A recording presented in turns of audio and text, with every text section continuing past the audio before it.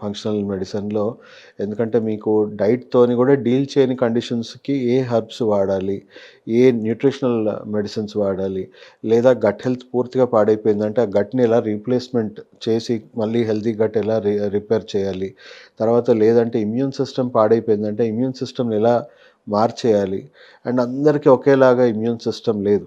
ఒకరికి వీక్‌గా పనిచేస్తుంది. ఒకరికి హైపర్ యాక్టివ్‌గా లేకపోతే ఆటో ఇమ్యూన్‌గా ఉంది. ఒకరికి బ్యాలెన్స్డ్ ఇమ్యూనిటీ ఉంది. సో, అందరికీ ఒక డైటీషియన్, న్యూట్రిషనిస్ట్ దగ్గరికి పోతే బ్యాలెన్స్ డైట్ చెప్తారు.